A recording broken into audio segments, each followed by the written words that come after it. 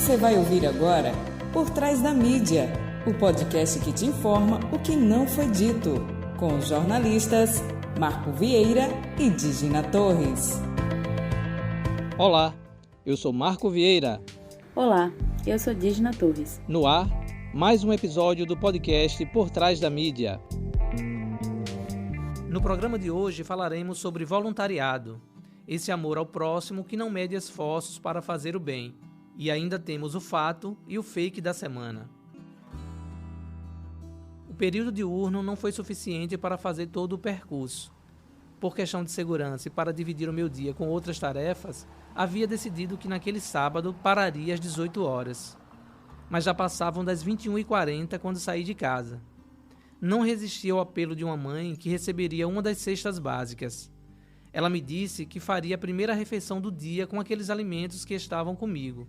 Deixei o cansaço de lado e parti em destino ao Padre Pedro, uma comunidade que fica no bairro Santa Maria, aqui em Aracaju. Fiquei um pouco apreensivo porque o GPS às vezes não ajuda muito, e a criminalidade no bairro estava em atividade. O trecho onde ela morava ficava ao lado do antigo Morro do Avião, e as ruas estavam desertas. Encontrei a casa depois de perguntar a uma família que eu já conhecia. Quando o portão de zinco se abriu, ela me recebeu com lágrimas nos olhos, um bebê de 2 anos e 3 cachorros que ela tirou da rua. Naquele dia, eu decidi que não tem cansaço ou perigo aparente que tire a minha vontade de fazer o bem. E esse sentimento de ajudar o próximo é o que move quem é voluntário. Quem inicia o papo com a gente são as amigas Rosinha Pereira e Bia Ferreira. Ambas são publicitárias por formação e, nesse momento de pandemia, decidiram dar um passo a mais em suas vidas. Vamos ouvi-las. Meninas, bem-vinda, Bia, Rosinha. E eu queria que vocês iniciassem, né? Aí vocês escolhem quem fala primeiro, né? Como é que o voluntariado, elas estão tirando aqui no 0 ou 1. O que é que fez vocês dizer, pô, agora está na hora de eu fazer algo em prol da felicidade de outra pessoa? Não é que vocês não fizessem isso, mas de maneira mais prática, né? Como é que foi essa entrada no voluntariado? Eu estou muito feliz de estar aqui, né, com vocês dois, e principalmente de ter a oportunidade de colocar uma ideia que não foi uma ideia minha, mas foi uma ideia de observação, né, e que as pessoas estão entrando, digamos assim, em comum com o pensamento.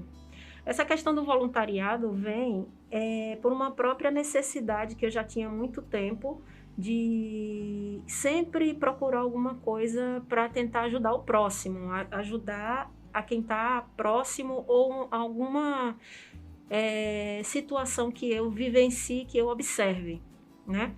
Então, por estar em casa nessa pandemia, observando muitos posts de Instagram e muitas coisas que a gente... porque a gente também seleciona muito o que melhor a gente procura. Dentro dessas observações, eu observei um post parecido. Então, aquilo também me tocou muito. Eu digo, poxa, é uma ideia bacana, que seria a ideia de que muita gente está passando por muitas dificuldades, realmente muita, e pessoas que estão muito próximos da gente, e não sabe como pedir ajuda, e não quer ser exposto, né? Nesse pedido, digamos assim, tem vergonha de pedir, aquela questão do ego, do orgulho, tem vergonha de pedir ajuda. E todos nós, a gente tem condições, sim, de pedir ajuda, de fazer daquela ajuda, digamos assim, um exemplo para nós mesmos e para o que é geral, e a gente tem, sim, condições de ajudar. Então, eu tocada com aquilo, eu fiz, não, eu vou fazer um post e vou oferecer a minha ajuda para quem estiver perto. E aí, assim eu fiz. Nisso, tocou o coração também da Bia. Ouvi, Bia, também sobre, né, o que te levou foi esse post da Rosinha? Esse post, eu acho que foi o gancho, assim, né? Foi que eu digo, olha, posso ajudar dessa maneira, deixa eu procurar a Rosinha e ver como que eu posso contribuir de alguma forma. Mas eu acho que já estava nascendo em mim um sentimento muito forte, né? Eu sempre ajudei algumas instituições, né? Algumas coisas a gente sempre apoia, mas não é uma ação muito grande, ou não que essa seja muito grande, mas não é uma ação assim direta. É aquela coisa, não, eu dou uma contribuição todos os meses, sei lá, o Lado Zizi, né? Uma instituição importante que faz um trabalho com crianças. Eu dou uma ajuda todos os meses a um grupo de apoio à causa animal, por exemplo, né? Então, de alguma forma, sempre esteve presente na minha vida. Mas, no momento atual, o sentimento que eu tive foi: nós estamos num momento extremamente desgastante, nós estamos vivendo uma pandemia, né? Séria, gravíssima, né? E todo dia a gente recebe aquela avalanche de notícias difíceis, pesadas, desgastantes. A gente vê gente ao nosso lado passando por dificuldades reais de saúde e econômica, né? A gente vive uma polarização política absurda. Então, isso tudo gera um desgaste no nosso dia a dia muito grande, né? E o meu sentimento era e eu não posso conectar minha energia só a isso, só o que tá difícil, tá pesado, o que é fato, isso é fato. O que é que eu posso fazer enquanto um ser humano, um indivíduo, para melhorar isso, né? Para transformar essa energia que para mim está sendo tão desgastante. O que é que eu posso fazer para contribuir, para mudar esse cenário que está me fazendo mal, por exemplo, né? Então, eu vinha pensando nesse sentido. E quando eu vi essa postagem de Rosinha, me chamou a atenção, porque eu falei, caramba, além de fazer essas pequenas coisas, de fazer uma doação de cesta básica, a gente talvez possa identificar pessoas que talvez pela primeira vez na vida estejam passando por uma situação dessa, porque a gente sabe que quem é autônomo está praticamente sem conseguir gerar renda, né?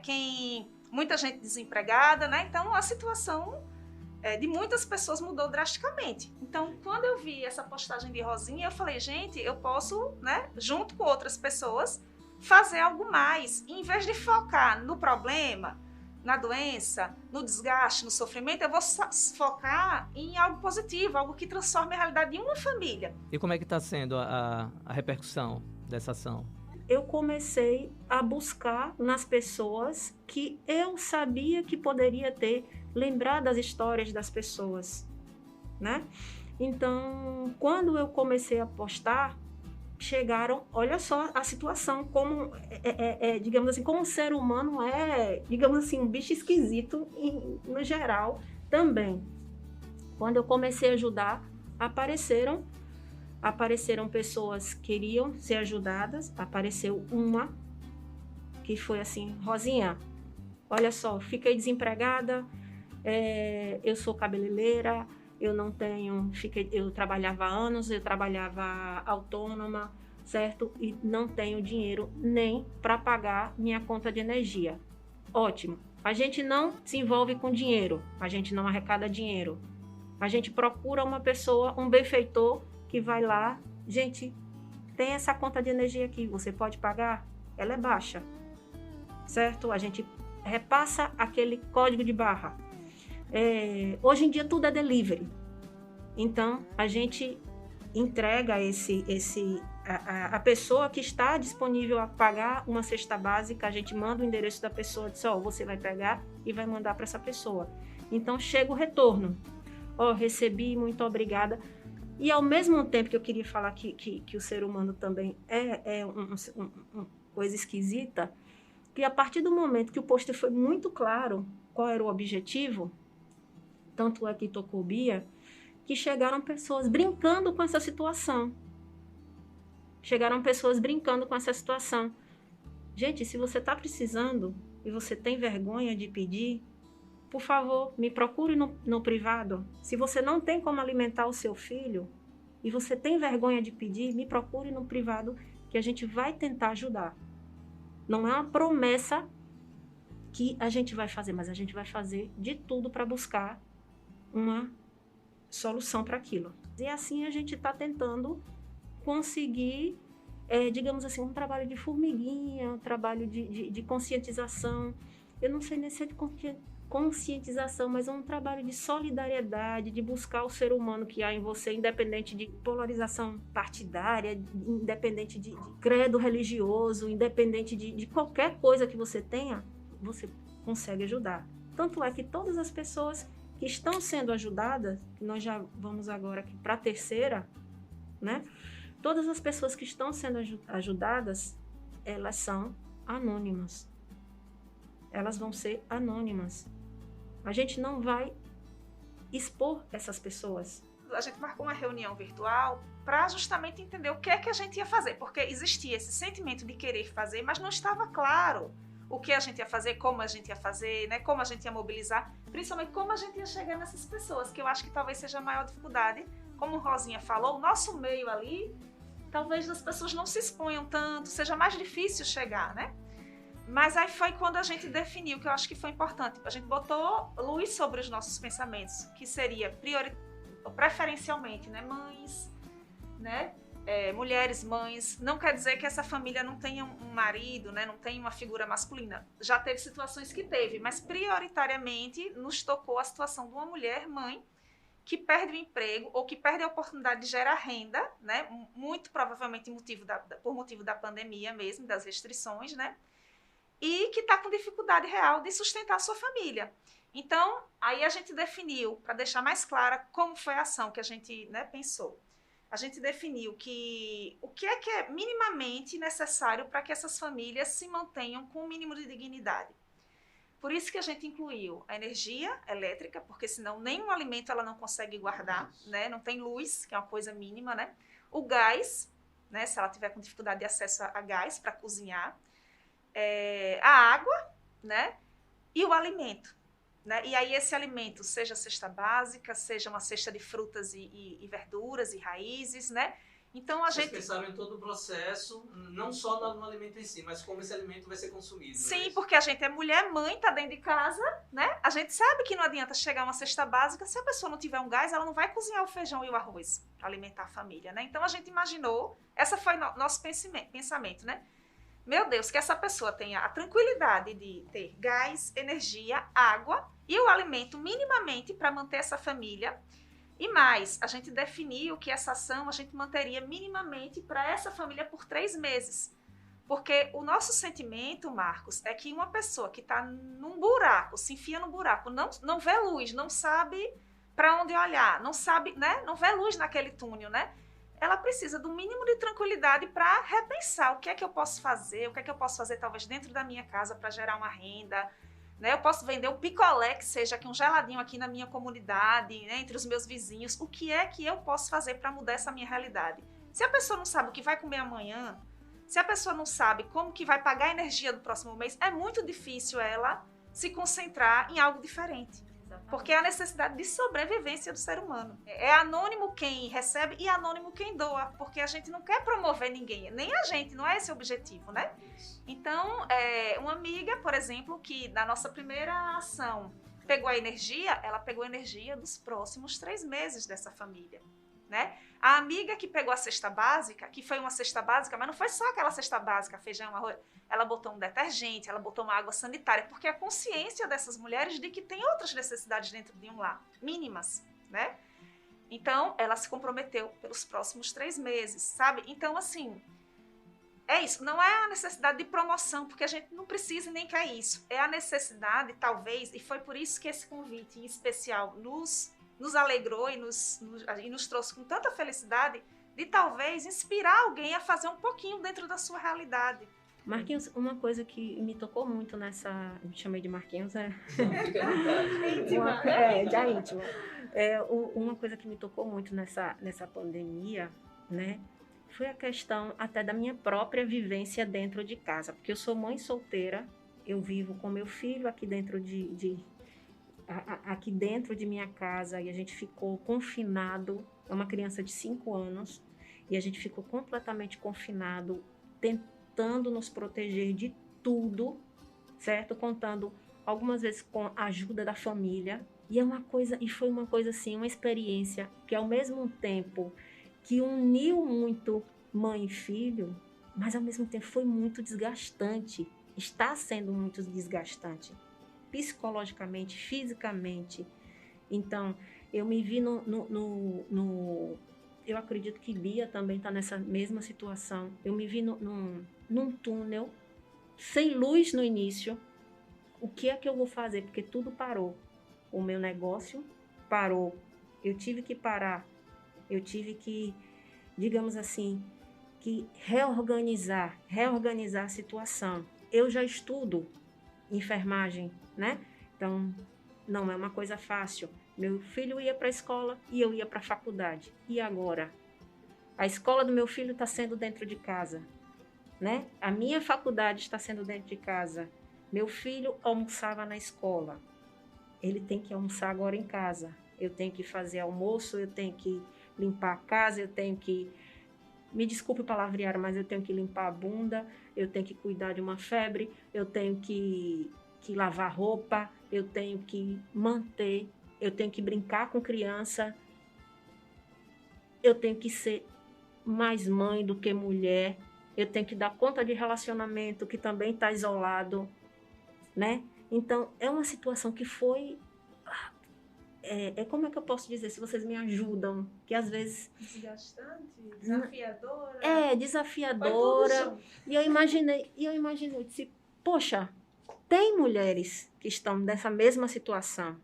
A mãe que não dorme porque está pensando no que a criança dela, que o filho dela vai comer no outro dia.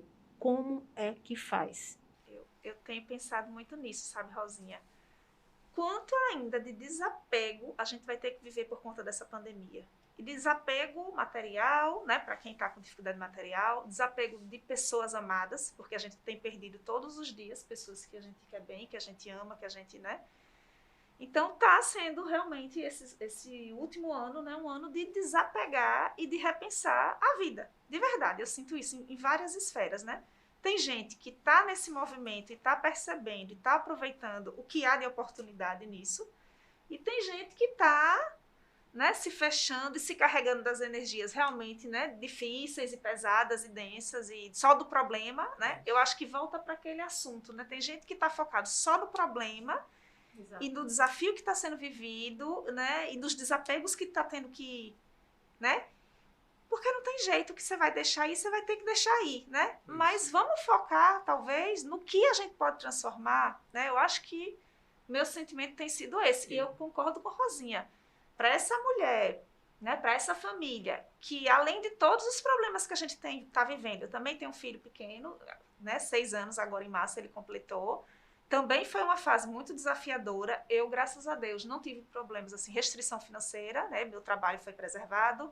Eu assumi meu teletrabalho todo de casa e continuei produzindo.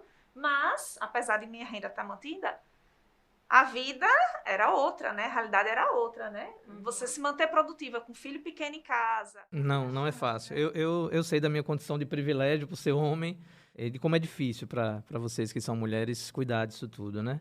E o nosso tempo está quase acabando, né? Eu queria só fazer uma lembrança aqui e agradecer a minha esposa, Aldeni, né?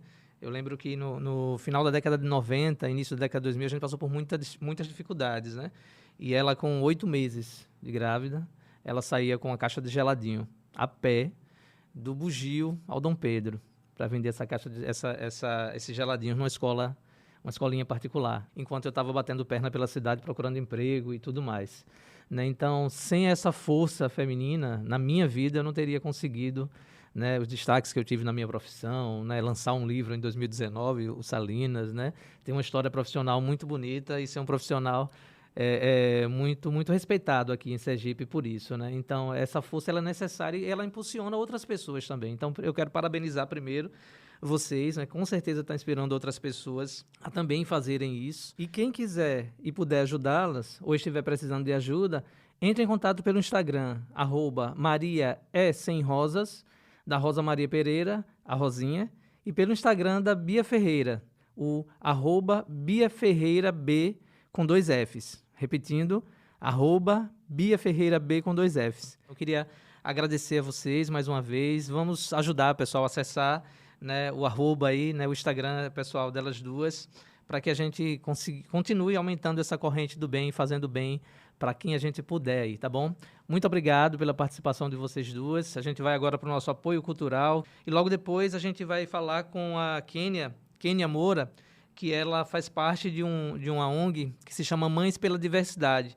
Vamos bater um papo legal também com ela. Até daqui a pouco. Apoio cultural. Acelere seus resultados com a Sapienza. 67% da jornada do comprador agora é feita digitalmente. Isso significa que sua estratégia digital é mais importante do que nunca. A Sapienza é uma empresa sergipana especializada na geração de leads para aumentar o faturamento da sua empresa. Aceleramos o crescimento de empresas utilizando estratégias de marketing e vendas, análise de dados de otimização de resultados, produção de conteúdo e campanhas com foco em performance. Se você tem uma empresa de serviços ao consumidor, varejo físico ou e-commerce, acesse www.sapienzae.com.br para saber como acelerar os seus resultados junto com a gente. Olá pessoal, estamos de volta agora para falar com Kênia Moura Teixeira, né? Ela que é voluntária na ONG Mães pela Diversidade. E aí eu vou começar perguntando a ela, primeiro bem-vinda, né? Ao nosso bom dia, ao nosso podcast. E queria te perguntar o que foi que te moveu a virar uma voluntária. Olha, mesmo antes de entrar para a ONG, essa ONG vai fazer 3 anos aqui em Aracaju, mas é uma ONG nacional. Eu sempre estive envolvida com causas sociais. Sempre fiz aniversário do meu filho em abrigos para criança, fazia uma festa em casa, uma festa em abrigos. Eu acho que a gente que tem uma condição de ajudar tem que é uma certa forma de agradecer tudo que a gente teve de condição de estudar, de prosperar, é o nosso retorno para as pessoas que não tiveram o mesmo acesso que a gente. E aí, eu tenho um filho adolescente, que fez 18 anos, dia 24 agora, e é um jovem trans. E como mãe de um adolescente trans, todo esse processo eu me vi só. Lógico que eu tinha, na época, o apoio do meu ex-marido, que ainda é um pai presente, mas é meu ex-marido. Quer dizer, era sempre só nós dois e ele. Eu não tinha nenhuma outra mãe que tivesse passado por esse processo que pudesse me guiar no caminho, sabe? Me conversar, entendeu? Ninguém tinha passado por esse processo, eu não conhecia ninguém. E aí, o que aconteceu? Há uns 2 anos atrás, eu já seguia o Instagram da Casa Amor. Eu vou falar muito da Casa Amor, mas a ONG Mães pela Diversidade, eu vou deixar bem claro que é uma ONG mães, então ela não é ligada a nenhuma instituição, mas é ligada a todas. Então, a todos que quiserem trabalhar conosco. Mas, assim, eu vou falar muito da Casa Amor porque foi o lugar que nos acolheu. A gente não tem sede própria, é um grupo de mães. São 23 mães e um pai, que faz parte de um grupo no WhatsApp aqui em Sergipe, mas tem no Brasil todo. E aí, há quase 3 anos, em agosto faz 3 anos, nós fizemos a nossa primeira reunião lá na Casa Amor, na época com 10 mães. E começamos os trabalhos, coisas simples. Inicialmente, acolhimento dos pais que descobriam a homossexualidade do seu filho, jovens, e não sabia como lidar, entendeu? Porque não existe, assim, você está muito ligada, a nossa sociedade está muito ligada, você gerou um menino, você gerou uma menina, e você não está preparado para isso, entendeu? Exatamente, é isso que eu ia dizer, né? A gente não recebe esse preparo, né? Não recebe esse preparo. E cada um reage de um jeito. E as Mães pela Diversidade não cabe julgar como cada um reagiu. O que nos cabe é acolher e ajudar aos pais nesse processo. Tem pessoas que já não, desde pequeno, já sabia, já sentia. Então, muitas vezes o próprio pai chega para o filho e fez, meu filho, eu sei. Mas outros pais não, entendeu? E tem gente até que reage com aversão. É muito comum jovens expulsos de casa. Nessa pandemia, essa situação se agravou, entendeu? E aí a gente nosso propósito nunca foi julgar. Foi conduzir esse pai e essa mãe a esse processo de acolhimento, dar o apoio ao jovem enquanto o pai dele e a mãe dele não está preparada para acolher. Muitos estão fora de casa, então nosso trabalho vai desde distribuição de cesta básica, ajuda às vezes num curso, numa medicação, até muitas vezes conversar com a pessoa que está sem pai, sem mãe, não sabe o que ouvir, entendeu? Quando você fala o nosso trabalho, tanto na Casa Amor quanto na Mães pela Diversidade, é dessa forma? Vou falar um pouco da Casa Amor, porque assim, veio antes da gente, então, para contar a história da Mães pela Diversidade em Sergipe, que no Brasil ela já existe há mais tempo. Então, surgiu essa convocação e eu não conhecia a ONG. E aí, nesse dia, fomos várias mães, né? E eles faziam todos os tipos de trabalho, assim, acolhimento, roupa, distribuição de cesta básica. Já tinha esse trabalho aqui já há anos. E como a gente não tinha sede própria, surgiu essa convocação para reunião lá. E a nossa primeira ação foi a parada que nós começamos em agosto, no final do ano já teve a parada. Já fomos com camiseta, já começamos alguns trabalhos. E de lá para cá, nós começamos, primeiramente, com acolhimento com os pais. Às vezes a gente recebia denúncias de jovens que estavam sofrendo maus tratos, bullying. E o que a gente sempre bate na tecla, que a base de tudo é a família. Entendeu? Se você for olhar as estatísticas, eu vou falar muito de trans porque é a minha realidade, entendeu? Mas a ONG é para toda, LGBTs, todos os gêneros. Mas eu vou falar muito de trans porque eu vivo com um jovem trans e acaba que eu trabalho muito com pessoas trans. Entende? E se você for olhar a expectativa de vida, 45 anos. O Brasil é o país que mais consome pornografia trans e é o país que mais mata pessoas trans. Mas quando a gente olha a base do problema é a família. Porque a família não estava preparada para acolher aquele jovem. Aquele jovem sofreu bullying no colégio, sofreu agressão no colégio, mas ele não tem a liberdade de falar com a mãe e com o pai, porque o pai vai dizer, não, a culpa é sua, você é afeminado, você tem que mudar esse seu jeito, entendeu? O pai também não está preparado para acolher, e ele vai sofrer calado. O que acontece? Esse jovem sai do colégio antes de terminar os estudos. Para a gente mudar essa estatística, a gente tem que começar atacando em duas frentes. Primeiramente, conscientizar as famílias que, gente, eu não estou julgando, eu sei que é difícil, mas quando você olha, a pessoa que você gerou é a mesma. Ele só não se identifica com o gênero. Então, eu sofri. Eu falo assim hoje naturalmente, meu filho é trans, ele cortou. Mas você acha que eu não sofri? Ele tinha um cabelo loiro, lindo. Eu chegava numa loja de cosmético, comprava as coisas mais produtos de beleza para aquele cabelo loiro lindo e enfeitava meu filho como uma boneca. E hoje eu vou numa loja de roupa masculina e levo meu filho num barbeiro e estou acompanhando meu filho na transição. Foi fácil para mim? Não foi. Mas eu penso o seguinte, a pessoa que eu gerei é a mesma pessoa, é o mesmo menino gentil, amoroso, estudioso, educado comigo, com o pai, prestativo com a família. Então, ele não mudou, é a mesma pessoa. Se é a mesma pessoa, eu é que tenho que me desprender dessas barreiras físicas, entendeu? Do rosa que ele usava, do cabelo comprido, um quarto lindo de princesa. E eu tive que desconstruir tudo isso na minha cabeça, na minha vida. Não foi fácil, sofri. Mas quando eu vi que eu tinha que ser a primeira pessoa quando alguém olhasse estranho para o meu filho, dizia assim, é o meu filho, eu não admito, entendeu? E acolheram. Porque, senão, ele podia virar mais uma estatística. A taxa de suicídio entre pessoas LGBTs é alta. E pessoas trans mais alta ainda. Porque para ele já é uma tortura, ele já não se aceita. Imagine quando não tem um acolhimento da família, entendeu? Então, essa sua preocupação, né, no caso, partiu do seu filho, a partir do seu filho, é ela que acaba te levando a se colocar no lugar também de outras mães e pais que também passam por esse mesmo processo. Isso, todas as mães que estão no grupo da ONG ajudam, mas assim, são 5 na coordenação, quer dizer, agora 4. E aí a gente começou a fazer uma série de trabalhos. Trabalhar, por exemplo, parceria com algumas instituições para que esse jovem comece a se realocar no mercado de trabalho. A gente estava fechando uma, conseguimos algumas bolsas em curso técnico, mas ficou meio parado porque precisava de um patrocíniozinho para passagem, alimentação, porque são jovens carentes. Outra coisa que mexe muito com a autoestima dessas pessoas, principalmente das pessoas trans, a retificação do nome. A Alessandra, que é a coordenadora, ela é advogada, então ela dá toda essa assistência para as pessoas, para retificação de nomes. Eu estou aprendendo, porque é muito burocrático. Que é o nome social. Nome social, mas quando você tem 18 anos, você pode mudar a sua certidão. E o ideal é que a pessoa faça isso o mais rápido possível. Por quê?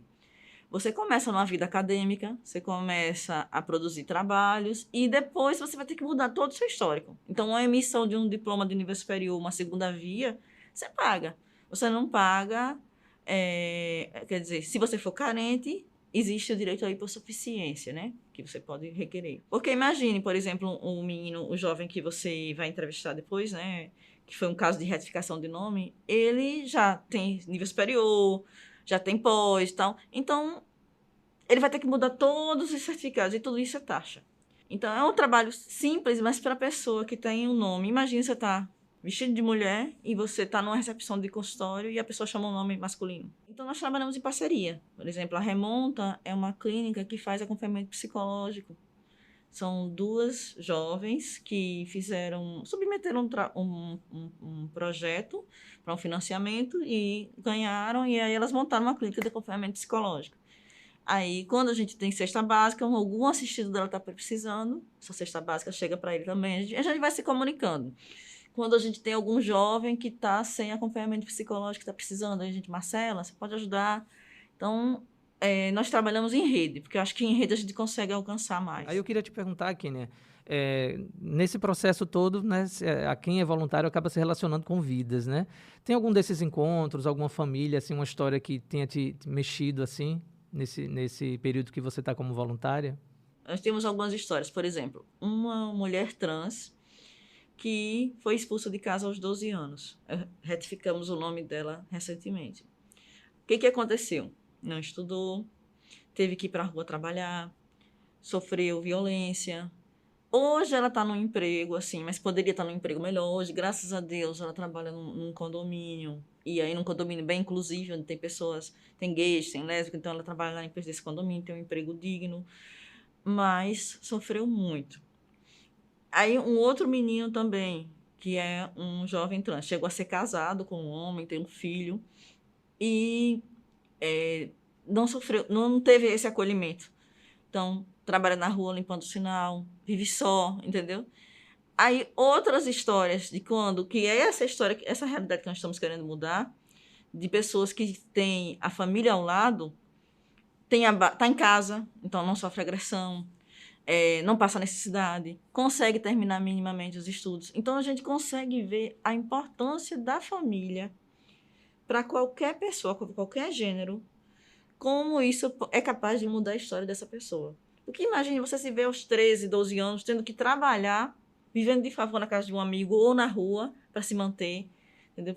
E principalmente quando você é mulher trans, que você chama a atenção, é uma vítima fácil, né? As pessoas marginalizam muito e você não tem o apoio da família. É um processo de desconstrução, né, Kênia, se você me permite, que é necessário ser feito, assim, né? Já passou do momento de mais pessoas abraçarem essa causa, né? LGBTQIA+, eu acho que é agora assim que se diz, né? Eu acho que já passou da hora, porque assim, a dignidade da vida humana é o que mais importa, né? Você valorizar o outro ser humano como ele é, da forma com que ele se apresenta, né? Pela essência. Então, o ser, ele sempre vai ser mais importante do que o ter, né? E quando você sente de coração o outro como seu igual, você entende que ali a aparência física não tem nada a ver com os ideais, com o bem comum que ambos podem construir para a sociedade, né? Independente de credo e tudo mais. E aí, falando de credo, eu queria saber se a gente sabe que tem muito preconceito por parte de algumas correntes religiosas, né? Então, eu queria saber se dentro da Mães pela Diversidade, né, ou de outra que você queira citar, se há algum tipo de diálogo com instituições religiosas para tentar quebrar um pouco, porque a gente sabe que tem trans e tem meninos, meninas, enfim, LGBT que são religiosos e que sofrem muito dentro das correntes religiosas por não aceitação. Isso é verdade, assim. Mas, graças a Deus, nós temos histórias positivas. Por exemplo, tem um grupo chamado Evangelics, que já é uma corrente dentro da igreja evangélica. Dentro da igreja católica também tem, que são as duas igrejas, estou falando dessas duas porque são as duas mais, como é o nome, conservadoras, né? Principalmente a evangélica. Então, assim, tem situações, tem muitas jovens que vêm nos procurar, às vezes sofrem a rejeição dos pais por conta da religião, né? Que a religião não aceita, o pai não aceita, ninguém aceita. Mas também já tem muita história positiva para contar de grupos querendo mudar essa estatística dentro da igreja. Isso é bom, porque é o que Deus quer, que todo mundo seja acolhido, né? Que todo mundo é ser humano. Eu queria agradecer aos nossos parceiros, né? A comissão da diversidade da OAB, Renosp, que é a Rede Nacional de Operadores de Segurança, a Remonta, que é a nossa parceira, a Unidas, a Amo Ser Trans e a Casa Amor, e pedir que quem estiver ouvindo, que quiser contribuir, pode entrar em contato com qualquer uma dessas instituições, porque nós não temos sede própria. Agradecer essas instituições e fortalecer nossa parceria. E quem quiser ajudar, pode entrar em contato com qualquer uma delas, ou com o Instagram da Casa Amor, ou o Instagram das Mães pela Diversidade Nacional, que eles acionam a gente. Na coordenação, né, são 4, mas eu vou começar falando Alessandra Tavares, a nossa coordenadora, é advogada e membro da comissão da OAB, Sandra Sena, que trabalha na Prefeitura de São Cristóvão, e, inclusive já está articulando parcerias para ajudar a comunidade lá em São Cristóvão. Eu, que sou química, trabalho na Embrapa, mas estou muito envolvida com a comunidade trans, e Ana Cruz também, que está sempre ajudando em tudo. E Neide, né, nos deixou recentemente, e ainda estamos em processo de luta, mas hoje nós somos em 4 na coordenação e 23 mães do grupo como um todo. E para finalizar o nosso papo, Kênia, vamos ouvir aqui uma palavrinha do jovem Gabriel Lima, que foi auxiliado pela ONG Mães pela Diversidade. Olá, bom dia, Marco Vieira, tudo bem? Me chamo Gabriel Lima e, assim, essa ação da ONG Mães pela Diversidade, para mim, foi muito importante, por diversos fatores. Um deles é porque minha família é de longe, né, de São Paulo, e a gente se sente bem acolhido por elas, entendeu? E eu acho importante também, porque eles ajudam as pessoas mais leigas, né, sem condições financeiras. Eles têm bastante paciência para isso, né? Eu acho muito importante, porque a gente vive, infelizmente, num mundo preconceituoso. E essa organização, essa ONG, ajuda a gente a estar bem mais acolhido, né? Tira nossas dúvidas, buscam, né, sanar essas dúvidas, buscam sanar para, como é que se diz, para agilizar, né, algumas coisas pra gente, e é o que a gente precisa, né? Agradeço muito, para mim foi muito importante, e por mais ONGs assim, por mais pessoas assim na nossa vida. Obrigada, viu? Fato da semana.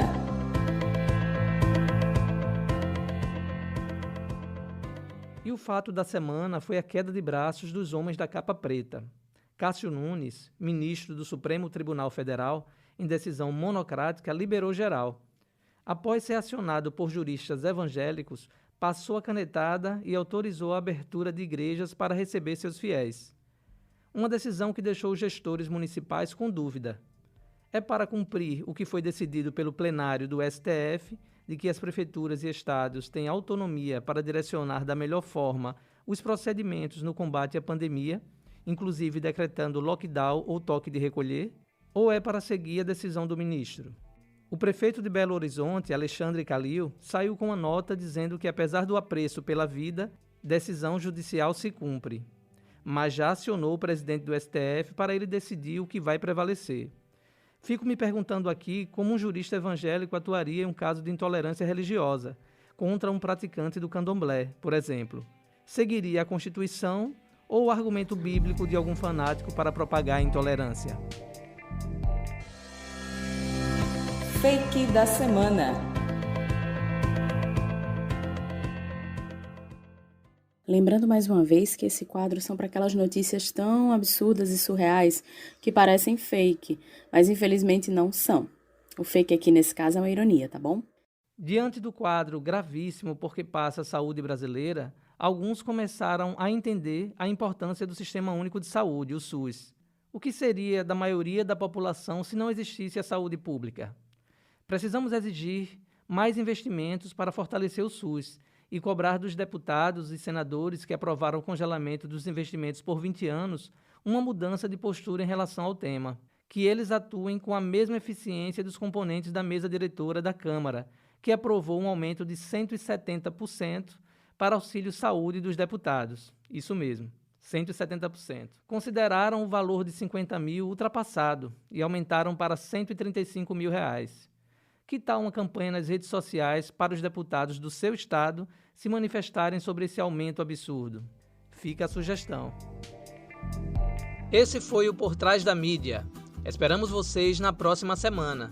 Tchau, tchau. Vale lembrar, se tiverem alguma dúvida ou sugestão de pauta, por favor, nos envie um e-mail para podcastptm@gmail.com ou entre em contato conosco através da nossa página no Instagram, @podcastportrásdamídia. Até semana que vem.